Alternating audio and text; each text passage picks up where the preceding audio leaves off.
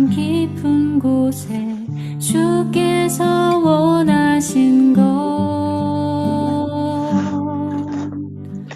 화려한 음악보다 끝없는 열정보다 중심을 원하시죠.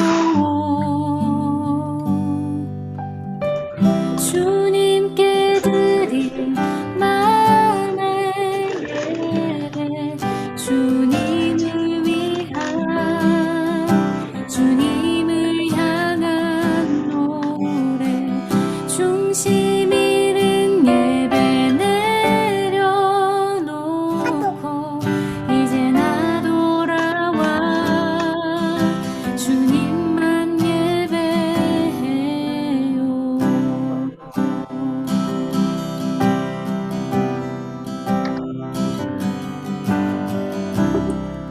찬양의 열기 모두 끝나면 주 앞에 나와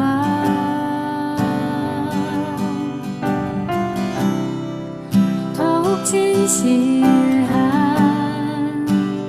예배 드리네 주님을 향한 노래 이상의 노래 내 맘 깊은 곳에 주께서 원하신 것 화려한 음악보다 끝없는 열정보다 중심을 원하시죠. 주님께 드릴 마음의 예배 주님을 위한 주님을 향한 노래 중심 잃은 예배 내려놓고 이제 나 돌아와 주님만 예배해요.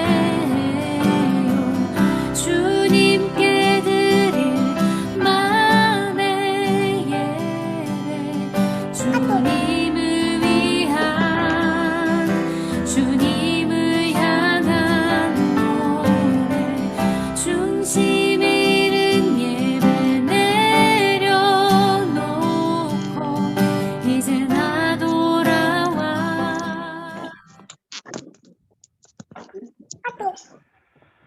네, 이제 다 오신 것 같네요. 네,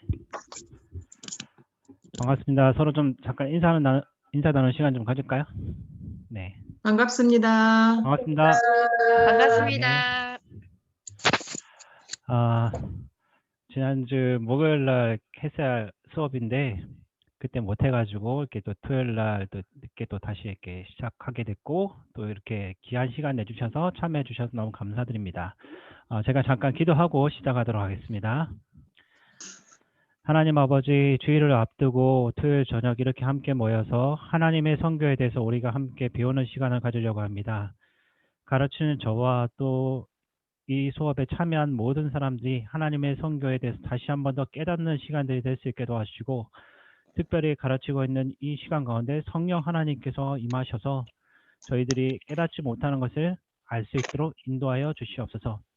그래야 우리가 참으로 선교적인 삶을 살 수 있도록 저희를 인도하여 주시옵소서. 모든 걸 주께 맡겨드리며 우리를 사랑하신 예수님의 이름으로 기도드립니다. 아멘. 아멘. 네. 지난번 목요일 날 오리엔테이션 하면서 그 5번 수업을 어떻게 진행할지를 제가 말씀을 드렸는데 소리 잘 들리시나요? 윤옥하 씨? 네. 네, 네. 들립니다. 잘 들려? 네. 예. 5번의 강의를 하는데 여기 보시면 첫 번째 구약 성서에 나타난 미시오 데이, 그리고 두 번째로 신약 성서에 나타난 미시오 데이, 또 마지막 세 번째 세계 역사 속에서 나타난 미시오 데이, 이렇게 해서 총 5번을 수업을 진행합니다. 근데 여기서 우리가 좀 기억해야 될 거, 이거 미시오 데이라고 나와 있는 거, 이거는 선교에 대해서 이렇게 수업을 제가 이렇게 처음 들어갔을 때 그때 교수님께서 처음으로 사용하셨던 단어인데 이거는 이렇게 선교학 수업을 들을 때마다 항상 이렇게 듣다 보니까 이게 참 이렇게 기억에서 잘 잊혀지지 않을 정도로 중요한 단어입니다. 여기 이 미시오데이라는 이 뜻이 뭐냐면 하나님의 선교다라는 뜻인데 이 단어 속에 숨겨져 있는 의미는 선교라는 것은 우리가 하는 것이 아니라 하나님이 주체가 되어서 하나님이 직접 하시는 것이고 우리는 단지 이 선교에 동참하는 것뿐이다라는 그런 의미입니다. 그래서 옆에 보시면 제가 이렇게 하나님의 선교다 이렇게 적어놨죠. 그래서 이것들에 대해서 우리가 함께 배우고 네? 글씨 안 보여요. 목사님 얼굴만 보여요. 글씨가 잘 안 보이나요? 보이는데. 그래요? 목사 잘 안 얼굴은 보이시면 네. 제가 좀 더 키워보겠습니다. 우리가 되지 않았어. 네. 이제 좀 보이시나요? 네. 이걸 네 잠깐만요. 네, 됐습니다. 네. 네, 안 키워도.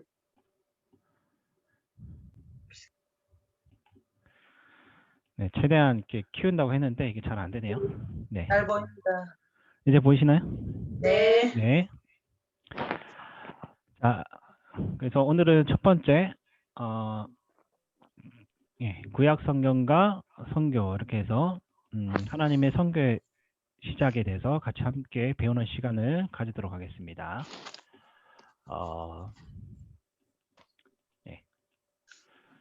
이제 여러분과 함께 구약 성경에 나타난 선교에 대해서 같이 나눠볼 건데 좀 이게 원래는 3시간짜리 강의이다 보니까 이거를 이렇게 억지로 이렇게 30분에서 40분 안에 할 수 있도록 이렇게 맞추려고 하다 보니까 중간중간 좀 말이 제가 좀 빠르게 나갈 수 있다는 거 좀 이해해 주시고 집중해서 좀 들어주시면 좋겠습니다. 자, 강의를 하면서 여러분들한테 질문을 하려고 하는데 먼저 한 가지 질문을 하면 시작하겠습니다. 여러분들은 선교와 관련해서 가장 핵심되는 한 구절 중에 어떤 구절이 가장 먼저 떠오릅니까? 여기 있는 분들은 성경을 너무 많이 보셔가지고 한두 가지만 좀 이렇게 한두 개 정도만 떠오를 것 같지는 않은데 어쨌든 몇 분만 좀 이야기를 해보면 좋을 것 같습니다. 제가 화면을 보니까 저를 좀 너무 지그시 바라보시는 게 최효정 집사님 한번 해보시면 어떨까요? 너무 지그시 쳐다보셔서 제가 질문을 안 할 수가 없습니다. 네. 뭘까요? 성경에서 가장 핵심이 되는 선교라고 떠올리면 땅끝까지 이르러 내 정인이 되리라. 사도행전 1장 8절. 네, 또 뭐가 있을까요? 우리 정덕자 집사님. 네, 못 들은 척 하지 마시고. 아니 그냥 갑자기 행복이 왔어요. 네, 열심히 갑자기요? 있었다가 네, 여기서 한 분 지목해서 이렇게 물어볼 수도 있는데 좀 당황하신 것 같아서 제가 너무 질문을 받기를 원하시나요? 그럼 아니요. 그냥 넘어가겠습니다. 네. 선교라는 걸 가지고 구약 성경에서 핵심되는 구절을 찾아보면 다음과 같은 구절들이 나옵니다. 첫 번째, 태초에 하나님이 천지를 창조하시니라. 창세기 1장 1절에 나오는 말씀이죠. 그리고 두 번째, 하나님이 세상을 이처럼 사랑하사 독생자를 주셨으니 이는 그를 믿는 자마다 멸망하지 않고 영생을 얻게 하려 하심이라. 그리고 세 번째, 그러므로 너희는 가서 모든 민족을 제자로 삼아 아버지와 아들과 성령의 이름으로 세례를 베풀고. 마태복음 28장 19절 말씀이고. 그리고 마지막, 너를 축복하는 자에게는 내가 복을 내리고 너를 저주하는 자에게는 내가 저주하리니 땅의 모든 족속이 너로 말미암아 복을 얻을 것이라 하신지라. 네. 이렇게 선교 신학자들은 이렇게 뭐 어떤 분들은 태초에 하나님 천지를 창조하시나 이게 가장 중요하다 이렇게 보시는 분도 있고 또 어떤 분들은 방금 이렇게 읽었던 요한복음 3장 16절 그리고 어떤 분들은 마태복음 28장 19절. 그리고 마지막으로 한 분은 창세기 12장 3절. 이 말씀이 가장 중요하다. 이렇게 얘기하시는 분들이 있는데 각자 중요하게 보는 이유가 분명히 있지만 이 네 가지 구절들은 하나님의 성교에 대해서 생각해 볼 때 하나라도 놓쳐서는 안 되는 핵심적인 구절이라고 할 수가 있습니다. 그래서 여러분들이 성서에 있는 성교에 대해서 떠올려 볼 때 슬라이드에 나오는 이 구절은 반드시 기억해야 할 중요한 구절이다라고 할 수가 있습니다. 근데 굳이 이 중에서 가장 중요한 구절을 찾아야 된다라고 한다면 창세기 12장 3절을 우리가 생각해 볼 수 있습니다. 창세기 1장부터 11장까지는 아브라함이 등장하기 전 영아의 애고편과 같은 역할을 한다고 보면 창세기 12장 3절은 아브라함에게 준 이 약속으로부터 점차적으로 시간이 흐르면서 진행이 될 하나님의 성교를 누구나 알 수 있도록 분명하게 알리는 신호탄이라고 할 수 있는 약속의 말씀입니다. 창세기 12장 3절부터 계시록까지 이어지는 부분이 다 이렇게 나눠지는데 굉장히 인사이트가 있는 말씀이라고 할 수 있습니다. 방금 창세기 12장 3절이 성교의 시작을 알리는 신호탄과 같은 구절이라고 했는데 이제 창세기부터 좀 잠깐 살펴보도록 하겠습니다. 하나님이 태초에 천지를 창조하셨습니다. 근데 제가 어릴 때 부모님을 따라서 예수님을 처음 믿고 교회를 나가면서 이제 성경을 했는데 저한테 궁금한 게 있었습니다. 창세기 1장에 보면 하나님께서 빛을 창조하시고 그 다음에 물과 궁창을 나눠주고 첫째, 둘째, 셋째 이렇게 갈 때마다 보기에 참 좋았다라는 말씀이 계속 반복해서 나옵니다. 성경에서 뭔가 이렇게 뭐 어떤 단어나 어떤 말들이 계속해서 반복된다는 것은 이게 매우 중요한 거니까 이거는 집중해서 봐야 된다는 건데 이것을 보다 보면 하나님은 자기가 만든 것을 감상하면서 보기 좋았다라고 스스로 자아자찬하신다라는 그런 느낌을 제가 좀 많이 받았습니다. 과연 왜 하나님이 그 자신이 만든 것을 보고 이렇게 반복적으로 좋았다고 했을까? 이런 의문을 가지고 제가 잠시 묵상을 하는 중에 우리 아이와 관련된 한 기억이 좀 떠올랐습니다. 네. 여기 사진은 이렇게 우리 사모가 막 출산했을 때랑 산본 병원에서 우리 은지가 이렇게 누워 있는 모습입니다. 제가 대학원을 다니면서 논문을 쓰고 아내와 함께 어렵게 또 신혼생활을 하면서 경기도 군포에서 방 2칸짜리 작은 집을 전세로 구한 적이 있습니다. 집이 싼 만큼 좁기도 하고 또 주변에 살고 있는 외국인들 때문에 많이 좀 시끄러운 동네지만 어쨌든 거기서 제 아내가 임신을 했습니다. 그 집에서 10달 동안 뱃속에 아이가 발길질 하는 것도 느껴보고 점점 자라서 출산 날을 준비하는 중에 아이를 위해서 저희 부부가 함께 태어날 아이를 위한 방을 꾸미기 시작했습니다. 태어날 우리 아이가 생활하기 편하도록 곰팡이가 핀 벽지들을 떼어내서 새로 밝은 색으로 바꾸고 방 안에 공기가 안 좋다 보니까 원래는 안 쓰려고 했지만 안에 몰래 숨겨둔 제 비자금을 털어가지고 공기청정기를 샀습니다.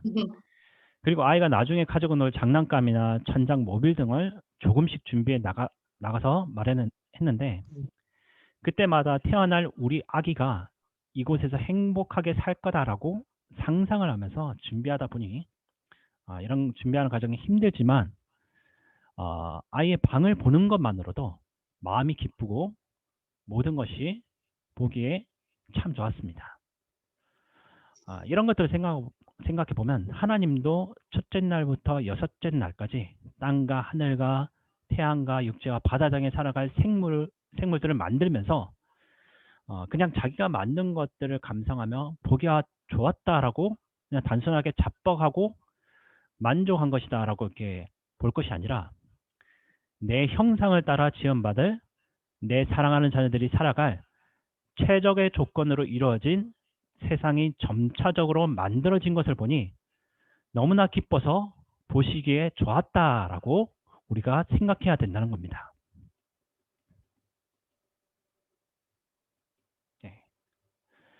그리고 덧붙여서 하나님은 사람을 창조할 때 네가 알아서 능력껏 잘 살아봐라 이렇게 방임하고 내버려 둔 것이 아니라 사람이 살아가면서 반드시 필요한 의식주를 다 해결해 주셨습니다.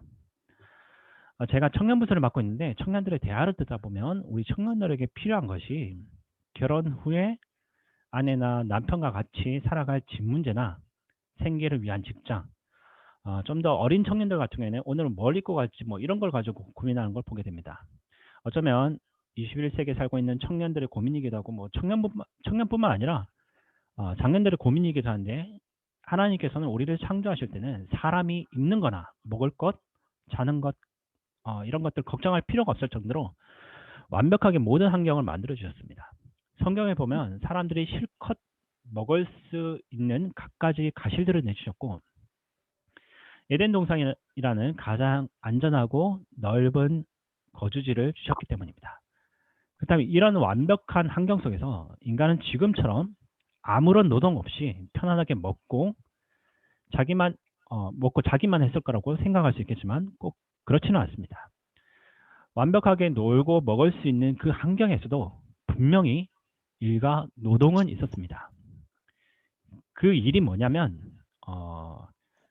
하나님 만드신 창조물들의 이름을 붙이는 일이었는데 하나님의 형상을 닮았다는 인간의 모습은 여러 가지로 해석할 수 있습니다.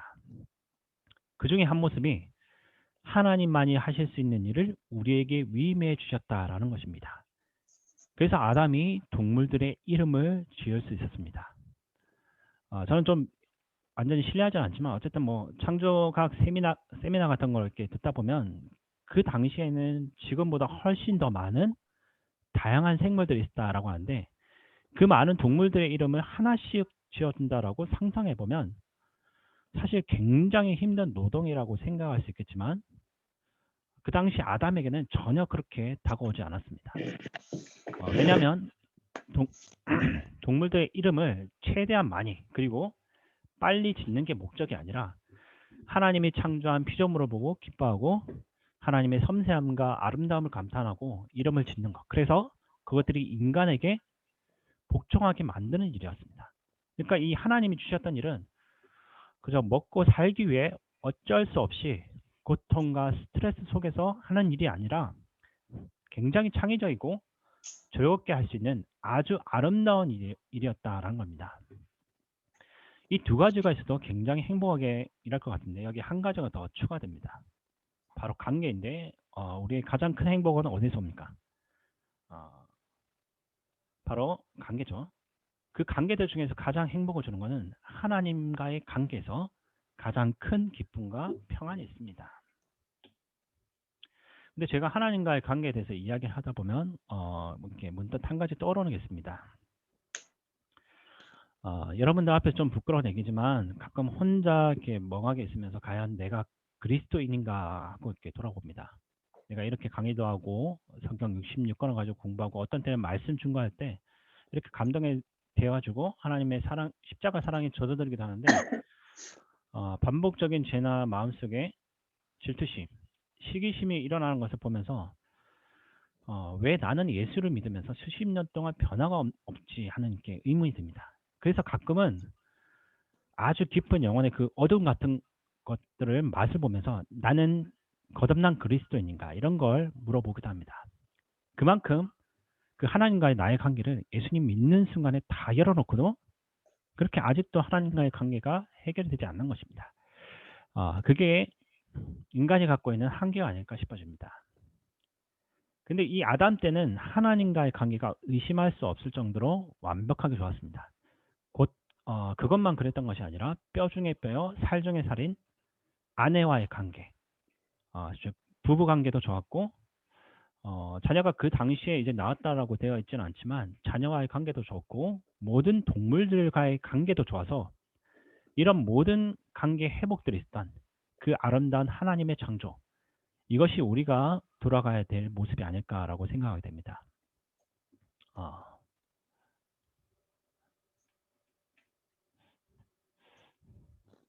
근데 우리가 알고 있는 것처럼 타락이 발생합니다.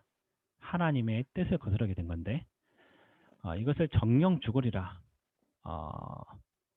히브리 말로는 무트 차무트 이렇게 반복되죠. 히브리어에서 반복하는 것은 특별히 중요해서 강조하는 건데, 그래서 이제 이것을 이렇게 의역을 하면 진짜 죽을 것이다라고 강하게 경고하셨는데 그 선악과를 따먹게 됩니다. 그래서 선악과를 따먹는 것은 단순히 하나님과 나와의 관계가 다 끊어서 져가지고 지옥 간다 이런 정도가 아니라 하나님의 창조 세계 안에서 하나님의 창조 세계 안에서의 전인격적인 악화입니다. 네. 하나님과의 관계가 악화됐을 뿐만 아니라 아내와의 관계가 깨지게 되죠. 그래서 아담이 보시면 하나님이 주셔서 나와 함께 있게 하신 여자 그가 그 나무 열매를 내게 주므로 내가 먹었나이다 라고 하면서 아내에게 책임을 돌립니다. 그래서 이제 하나님과의 관계, 인간과의 관계, 그 다음에 전인격적인 그 모든 생물과의 관계가 악화됩니다. 그리고 이제는 내가 의식주를 해결하기 위해서 노동으로 변질된 일을 하게 되는 겁니다.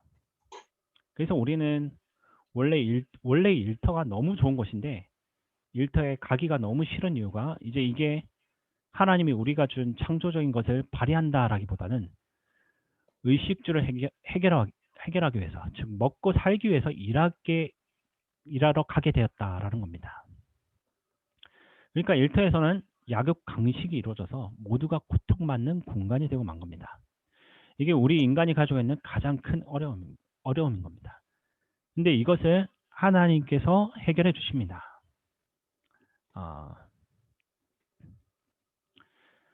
우린 보통 성교라고 하면은 창세기 12장에 나타난 아브라함 때부터 본격적인 성교의 시작이다라고 생각하는데 성교는 처음부터 시작되어 있습니다. 창세기 3장 15절을 보통 원시 복음이라고 부르는데 이것은 복음의 시작이다 이런 뜻입니다. 저는 이 구절을 보면서 하나님께서 선악과를 따먹는 인간을 아셨겠다 하는 추측을 해봅니다. 근데 하나님이 미리 아셨을 거라고 추측한다고 해도 하나님이 선악과를 따먹을 수 있도록 분위기를 조장하셨다라는 그런 의미는 아닙니다. 어쨌든 에덴 동산 한가운데 선악과를 주셨는데 선악과가 어떻게 생겼냐면 여러분 성경 보시면 아시겠지만 보암직도 하고 먹음직도 하고 지혜롭게 할 만큼 탐스럽게 생겼습니다. 이게 원래 못 따먹게 하려면 이렇게 뭐 굉장히 흉측하게 생기거나 사람의 힘으로 손에 닿지 않거나 이렇게 먹으려고 할 때 막 피고름이 막 줄줄 흘러나오는 그런 가실이어야 했습니다. 그럼 아무도 안 먹겠죠. 근데 하나님이 이걸 너무 아름답게 만들어 놓으신 겁니다. 그래서 이 선악과를 따먹음으로 사람이 원래 가지고 있던 모습을 잃어버리고 사망에 이를 수 있었지만 하나님께서 그 위험한 것을 두었던 이유는 하나님의 구원 계획이 거기에 있으셨다라는 겁니다. 선악과를 따먹자마자 주님께서 이렇게 말씀하셨습니다. 창세기 3장 15절 이렇게 슬라이드 보시면 내가 너로 여자와 원수가 되게 하고 내 후손도 여자의 후손과 원수가 되게 하리니 여자의 후손은 내 머리를 상하게 할 것이요 너는 그의 발꿈치를 상하게 할 것이니라 하시고 이렇게 말씀하셨습니다. 이 말씀에서 너로 여자와라고 할 때 너는 뱀을 말합니다. 그 유혹을 했던 뱀이 여자의 후손과 원수가 된 겁니다. 근데 여자의 후손은 여기서 3인칭 남성 단수 명사인데 어쨌든 이 여자의 후손 중에 한 명이 내 머리를 상하게 할 것이요.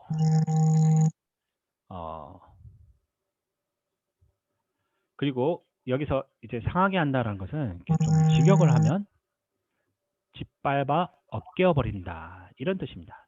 그러니까 우리는 동방예의지국이다 보니까 한글 성경에 좀 더 부드럽게 표현했는데 원문에서는 여기 있는 이 엎겨진 감자처럼 아주 박살을 낸다라는 것입니다. 그래서 이 여자의 후손인 예수 그리스도께서 사단의 머리를 박살낼 때 상한다는 것이 또 한 번 보시면 또 한 번 나옵니다. 15절 마지막 부분을 보면 너는 그의 발꿈치를 상하게 할 것이냐. 완전히 박살내지 못하고 상하게 한다라는 겁니다. 이런 십자가의 죽음은 우리가 신약시대에 들어가면 좀 더 확실히 알 수 있는데 이때부터 이미 복음이 시작돼서 예수 그리스도를 말미암아 인류가 구원받게 될 것을 이미 심어 놓으셨습니다.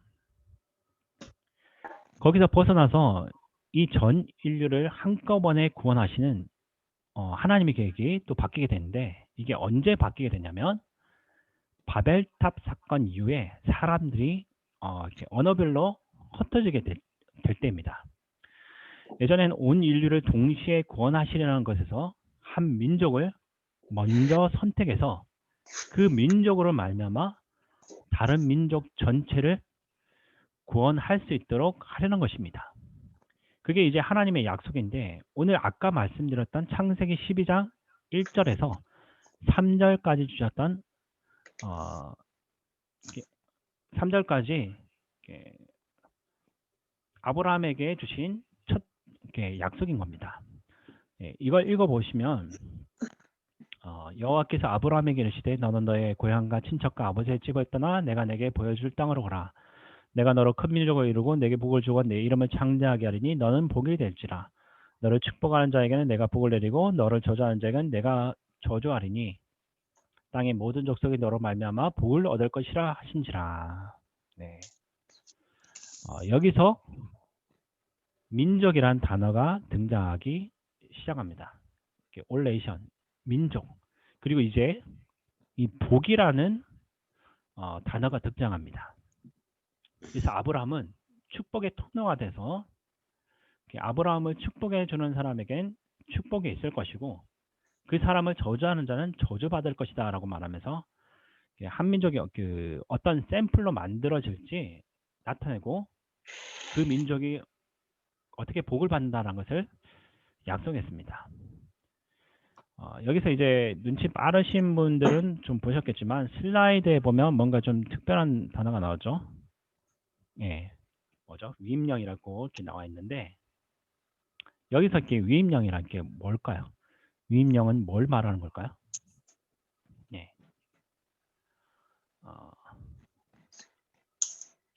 그러면 여기 보면 인간이 주도할 가업이 아닌 하나님이 완성할 계획이며 약속이다라고 나오는데 이렇게 명령하고 이게 뭐가 다른지 한번 보시면 위임령은 명령이 아니라 약속으로 볼 수가 있습니다. 위임령의 단어가 어떤 점에서 명령과 다르냐면 이렇게 쉽게 얘기하면 명령은 명령을 받은 사람의 능력에 따라서 그것이 성취될 수 있고 성취가 안 될 수 있습니다. 다시 또 예를 들면 6.25 때 이렇게 6.25 전쟁이 발발했을 때 병력도 부족하고 무기도 충분하지 못했던 우리 국군한테 한강 방어선을 끝까지 소화하라는 명령이 하달됐습니다. 객관적으로는 열세지만 끝까지 용기를 내서 한강 방어선을 북한군이 뚫지 못하게 방어를 했지만 결국 화력의 부족으로 수일 만에 무너져 버립니다. 최선을 다하겠습니다 하고 명령을 내린 사람한테 이야기를 하고 방어전에 임했지만 결국 명령이 이루어지지 않았습니다. 근데 이 위임령은 명령하는 분의 능력에 따라 성취가 결정되는 것입니다. 그래서 이 성경의 위임령, 다시 말하면 모든 민족이 복을 받게 될 것은 오직 하나님의 주권으로 된다는 얘기입니다. 그래서 인간이 주도하는 가업이 아니라 오직 하나님만이 완성할 계획이다라는 겁니다. 그래서 이게 얼마나 큰 위로가 되는지 모르겠는데 여기서 제가 잠시 제 간증을 나눠보려고 합니다.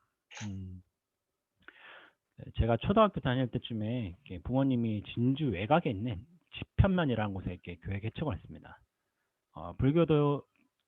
불교인들하고 무속인들로 가득한 우상 숭배의 마을이었는데 그곳에서 부모님께서는 좀 낡고 허름해서 아무도 살지 않지만 어쨌든 주인이 있는 허름한 농가를 빌려가지고 그곳에서 이렇게 강대상을 놓고 십자가를 세웠는데 제 기억으로는 거의 한 3년 가까이 주변에 아무도 찾아오지 않았고 거기다가 동네에 있는 사람들이 저희 가족들을 진짜 심하게 따돌렸던 걸로 기억합니다.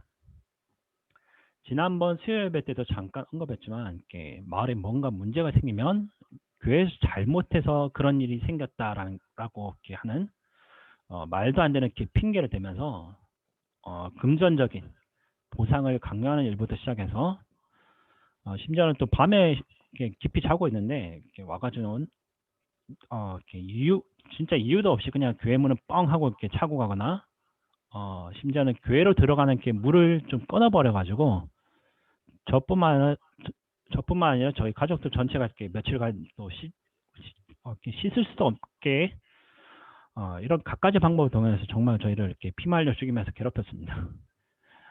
근데 이런 상황에서 저희 부모님은 이렇게 핍박을 받는 만큼 하늘에 상급이 쌓인다 하는 이런 마음으로 좀 기쁘게 복음을 전하고 다녔습니다. 물론 마을 사람들이 여전히 우리 가족을 투명인간 취급하고 심지어는 뭐 침을 뱉기도 했는데 그런 것을 보다 보니 어린 마음에 저 같은 경우에는 이런 동네는 아무리 우리가 노력해도 우리의 힘으로 우리의 능력으로 노력해도 결국 실패하고 돌아갈 텐데 왜 하필이면 여기서 교회 개척을 해가지고 이 고생을 하게 하시냐고 좀 어린 마음에 하나님을 크게 원망했던 적이 있습니다. 그때는 제가 좀 동네 애들한테 좀 맞고 다닐 정도로 왕따도 심하게 당하고 있을 때라 이렇게 더더욱 이렇게 마을을 떠나고 원래 살던 진주집으로 가고 싶다라는 생각만 하고 있었습니다. 어쨌든 그렇게 몇 년이 흐르고 동네 사람들이 평소에도 굿을 많이 했는데 그날은 동네 사람들이 교회 대문 앞에 있는 넓은 공터에다가 굿판을 준비하면서 그 지역에 좀 영험한 무당을 불러온 겁니다. 그땐 그 시간에 아마 저희 가족들이 큐티를 하면서 말씀을 보고 있을 때인데 꽹가리 소리도 막 들리고 장구 소리 때문에 막 귀가 막 찢어질 정도로 고통스러웠는데 그게 무슨 일인가 싶어가지고 제가 잠깐 나가서 확인했는데 마을 사람들이 진짜 깜짝 놀랐는데 저희 교회 문 앞에서 다 같이 모여가지고 굿을 하고 있는 겁니다. 그래서 그 상황을 부모님한테 말씀드렸겠죠. 그렇게 말씀드리니까 그전에는 마을 사람들이 그렇게 욕을 하고 저희 부모님 때려도 이렇게 웃으면서 좀 잘 넘기셨던 분들인데 그땐 좀 화가 굉장히 많이 나셨던 것 같습니다. 그래서 어머니가 먼저 이렇게 예배당에 들어가셔서 그 굿판에 맞으려고 그 굿판 버리는 사람들하고 싸우기 위해서 기도를 하는데 지금도 기억나는 게 좀 표현이 좀 이렇게 가격할 수 있는데 분명히 기억하는 건 어머니가 저 버러지 같은 인간들이 우리를 욕하고 괴롭히는 건 제가 참겠습니다. 근데 주님이 거하시는 거룩한 성전 앞에서 이따위 짓을 하는 거는 내가 도저히 분해서 참을 수가 없습니다. 지금 당장 주님께서 이곳에 임하셔서 저 망할 굿판이 진짜 난장판이 되게 해주십시오라고 이렇게 기도하셨습니다. 전 기도 듣는 중에 진짜 옆에서 듣는데 좀 깜짝 놀랐습니다. 이런 가격한 표현을 이렇게 쓰시나 싶을 정도로 했는데 그렇게 한참을 이렇게 온 가족이 기도하는 중인데 갑자기 사람들이 또 이렇게 막 소리도 지르고 좀 난리가 난 듯한 이렇게 소리가 들려가지고 다 같이 밖을 나가 보니까 진짜 기도대로 굿판이 완전 난장판이 됐습니다. 나중에 들은 얘기지만 이렇게 무당을 불러가지고 우리 교회를 쫓아내려고 했던 동네 어른이 그 자리에서 피를 토하고 죽었고 무당은 혼비백산에서 같이 왔던 사람들하고 도망을 쳤다는 겁니다. 본인이 기도했던 대로 그냥 완전히 난장판이 된 거죠. 그러고 나니까 동네 사람들 태도가 완전히 바뀝니다. 진짜 연기가 있는 영적인 능력이 있는 뭐 귀신의 힘이겠지만 어쨌든 그런 무당을 불러가지고 교회를 대적을 해봤는데 이 교회에 이렇게 어쨌든 시골 농촌집을 빌려가지고 참 볼품없고 형편없어 보이는 그런 만만한 교회였는데 이런 교회를 이렇게 대적해 봤을 때 잘못 까불면 이렇게 죽을 수도 있다는 걸 이렇게 보게 되니까 사람들이 여전히 이렇게 은근히 따돌리기는 했지만 좀 이전처럼 이렇게 대놓고 괴롭히지 못했습니다. 그리고 그 중에는 피를 토하고 죽었던 동네 어른한테 동조를 해서 같이 무당을 불렀던 몇몇 사람들이 몰래 교회에 찾아와서 아버지한테 안수기도를 받고 가기도 하고, 그다음 그 중에는 죽기 전에 복음을 받아들여가지고 천국을 가신 분들도 더러 생기셨습니다. 이런 가정들을 겪으면서 저한테 하나님이 주신 메시지는 이거였습니다. 이런 거였습니다. 복음을 전하는 것은 내 힘으로 하는 것이 아니라 바로 하나님의 힘으로 하는 거구나. 그러니까 선교나 복음 전파는 우리의 순종으로 시작하겠지만 선교의 주체는 성령 하나님이시고 그분이 반드시 마침표를 찍는다라는 겁니다. 어쨌든 이 아브라함에게 주었던 약속을 주님께서 이렇게 반복하십니다. 이게 아브라함에게 주었던 언약인데 아브라함의 아들인 이삭에게도 말씀하십니다. 내 자손은 하늘의 별과 같이 번성하게 하며 이 모든 땅을 내 자손에게 주리니 내 자손으로 말미암아 천하 만민이 복을 받을 것이다. 얘기하십니다. 이삭과 에서 둘이 있었는데 에서가 장자권을 팔았습니다. 야곱에게 주님께서 나타나셔서 내 자손이 땅의 티끌같이 되어서 내가 서쪽과 동쪽과 북쪽과 남쪽을 퍼져가지며 땅의 모든 족속이 너와 내 자손으로 말미암아 복을 받으리라 이렇게 말씀하십니다. 어투는 좀 다른데 같은 내용입니다. 이 어순이 뭐랑 똑같냐면 마태복음 28장 18절에서 20절에 있는 거라 이 히브리어 원어를 헬라어로 번역했던 70인역에 비교하면 똑같습니다. 그러니까 주님은 변하지 않으신 겁니다. 그래서 이 세 번에 걸쳐서 약속을 하신 것입니다. 시간이 흘러서 이제는 모세가 하나님을 만났을 때 가시떨기 나무 밑에서 만납니다. 그래서 히브리 민족을 구원하러 가라는 약속을 받고서 모세가 말을 좀 못한다라니까 뭐 별 희한한 핑계를 대고 안 하려고 합니다. 그리고 나서 내 민족에게 가서 당신이 누구라고 제가 말씀을 드릴까요? 이렇게 하고 하나님의 이름을 묻습니다. 그때 하나님이 모세에게 자신의 이름은 안 알려주시고 이렇게 답합니다. 하나님이 또 모세에게 이르시되 너는 이스라엘 자손에게 이같이 이르기를 너희 조상의 하나님 여호와 곧 아브라함의 하나님, 이삭의 하나님, 야곱의 하나님께서 나를 너희에게 보내셨다라. 이는 나의 영원한 이름이요 대대로 기억할 나의 칭언이라. 왜 여기 이렇게 아브라함, 이삭, 야곱이 나왔겠습니까? 이 세 사람이 너무 유명하기 때문에 그런 것이 아니고 약속을 받은 사람이기 때문입니다. 이 세 번에 걸쳐서 약속은 반드시 이룰 것인데 그래서 사실은 솔로몬의 하나님, 다윗의 하나님, 이삭의 하나님 뭐 다 할 수 있죠. 그래서 이 세 사람이 하나님이 이 선교의 미래를 반드시 성취할 것이라는 하나님의 약속이 담겨진 사람 이름이기 때문에 이 세 사람의 이름을 이야기를 했습니다. 그러면 이 구약에 나타난 선교를 이해하는 것이 어쩌면 굉장히 쉬워집니다. 선교는 이 구약 선교는 아주 간단한데 보시면 하나님은 이스라엘한테 역할을 주셨는데 출애굽 당시에 탈출하고 3개월 동안 광야를 다닐 때 하나님께서 이스라엘의 정체성을 주신 것이 바로 이겁니다. 세상에 하나님의 영광을 선포하는 글자 잘 보이시나요? 네. 네. 좀 더 키우겠습니다. 네. 네. 세상에 하나님의 영광을 선포하는 제사장의 역할을 뭐 할 거다. 그러니까 너희들은 왕 같은 제사장 나라가 될 거다. 이렇게 얘기한 겁니다. 이 얘기를 이스라엘 사람들이 들었을 때 뭐 우리가 생각하기론 할렐루야 하나님 감사합니다. 뭐 이런 반응이 나와야 되는데 그런 반응 안 나왔습니다. 왜 그랬습니까? 이스라엘 백성들이 애굽에서 노예 생활할 때 우리는 저 원수 같은 이 애굽보다 더 위대한 나라가 될 거다라고 생각하고 나오는데 하나님은 군사적으로나 정치적으로 뭐 파워가 있는 그런 나라가 아니라 그냥 제사장 나라가 된다라고 한 겁니다. 그래서 자기들이 기대치하고 이렇게 전혀 달라서 그렇게 썩 기뻐하지는 않았던 것 같습니다. 어쨌든 제사장 나라가 된다라고 그랬을 때 우리가 볼 땐 되게 좋은 개념인데 이스라엘 백성들은 이집트와 같은 부유한 나라가 되기를 원했습니다. 여기서 제사장에 대한 개념을 잠깐 좀 설명드리겠습니다. 제사장은 어떤 역할을 하냐면 신과 그리고 신에게 범접할 수 없는 인간 사이의 다리 역할을 해주는 게 제사장입니다.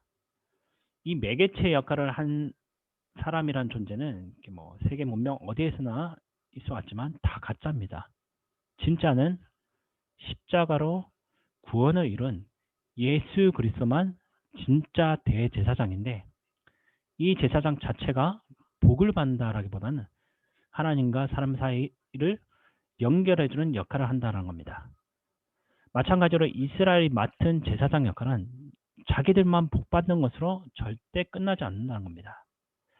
그래서 여기 보이는 윌터 카이저 같은 사람은 하나의 목적에 참여하기 위해서 하나님의 백성이 만들어지는 축복의 통로가 됐다라는 겁니다. 그렇게 얘기했습니다. 이 사람들은 중개자 그리고 모델 샘플이라는 겁니다. 이스라엘이 자기 정체성을 확실히 깨달아서 우리가 복 받는 것 자체만 목적이 되는 것이 아니라, 당연히 이렇게 복을 받고 왜 하나님과 이웃과의 관계가 회복해야 하는지와 우리가 하나님을 섬기기 때문에 이러한 창조 때의 회복으로, 창조 때의 완전한 회복으로 돌아왔다는 사실을 이 열방에 알려서 사람들로 하여금 우리와 같은 복을 누리게 만드는 것이 이스라엘의 역할이라는 것이 구약이 계속해서 얘기해 주는 것입니다. 그래서 이것을 그림으로 나타내 보면 하나님께서 복을 주신다. 땅의 모든 족속이 복을 얻도록. 이것이 구약에서 나타난 성교의 가장 큰 핵심되는 이야기입니다.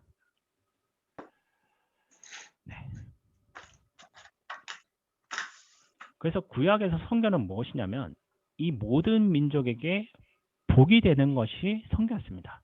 그래서 이것을 그림으로 보고 계실 건데, 이것을 구심적 성교관이다라고 했습니다. 예전에 복을 받는 방법은 뭐냐면 이스라엘을 닮아가는 것, 그리고 그 당시에도 구원받을 수 있는 사람들이 있었는데, 누구냐면 이방인이라 할지라도 자기 자신이 이스라엘 사람이 되는 선언을 하고서 율법을 지키고 할례를 받으면서 성막을 통해서 죄 고백을 하고 하나님과의 관계를 회복하게 되는 것, 그것이 구심적 성교다라는 겁니다. 그러니까 쉽게 얘기하면 성막으로 와서 이스라엘처럼 되자, 그리고 이스라엘처럼 복을 받자, 이렇게 이야기하는 것이 구약에 나타난 가장 핵심되는 성교가 되겠습니다. 나머지 또 원시적 성교가는 다음번에 또 다른 걸로 하고, 오늘은 이것으로 마치도록 하겠습니다. 최대한 빠르게 한다고 했는데 40분 했네요. 길게 나온 것 같습니다. 네, 잘 이해하셨나요? 네. 고개를 끄덕이시는 거 보니까 정덕자 집사님 잘 이해하신 것 같습니다. 아니, 멍 때리고 있다가 그냥 제가 물어보니까 그냥 고개만 끄덕이신 줄 잘 모르겠지만 어쨌든 열심히 들으셨던 것 같습니다. 열심히 네. 들었습니다. 네, 늦은 시간까지 또 이렇게 식사 마치시고 같이 참여해 주시고 또 수업 들어주셔서 감사합니다. 그 다음번에는 토요일이 아니라 목요일날 저녁에 꼭 이 시간대 같이 모이는 걸로 하고 그때 또 뵙도록 하겠습니다. 그러면 마지막 기도를 미리 말씀 못 드렸는데 우리 김민자 권사님께서 기도해 주시고 마치도록 하겠습니다. 하나님 아버지, 은혜를 감사를 드립니다. 목사님을 통하여서 다시 한번 저희들이 성경을 통하여서 선교에 관한 것을 또 배울 수 있는 좋은 기회를 허락하여 주신 하나님 감사를 드립니다. 집사님들과 권사님들과 더불어서 함께 공부할 수 있는 이 귀한 시간을 허락하여 주심에 감사를 드립니다. 함께 할 수 있는 은혜가 너무 감사하고 이 저녁 늦은 시간까지 목사님을 통하여서 귀한 말씀을 들었습니다. 말씀을 마음판에 새기게 하여 주시옵시고 선교적인 아버지 마인드를 저희들이 말씀을 배울 때 더욱더 귀하게 가질 수 있도록 주님 허락하여 주시옵시고 5주 동안 하나님 함께하는 시간 동안 우리들에게 새 힘을 주시옵시고 피곤치 아니하도록 지켜주시옵시고 은혜를 다하여 주시옵소서. 정말 복음이 다시 한번 우리 마음 가운데 새겨줄 수 있는 귀중한 시간이 될 수 있도록 주님 역사하여 주시옵소서. 은혜를 감사를 드립니다. 귀하신 예수님의 이름으로 기도드립니다. 아멘. 아멘. 네. 감사합니다. 네, 좀 졸려가지고 비몽사몽간에 좀 소리 했는데 잘 들어주셔서 너무 감사합니다. 감사합니다. 수고하셨습니다. 사랑 받으십시오. 감사합니다. 평안한 밤 되세요.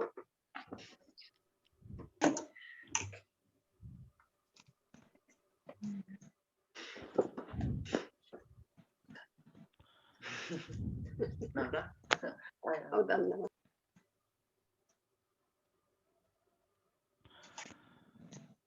네. 김선아 집사님도 잘 들어가세요. 윤옥화 집사님도. 네. 네.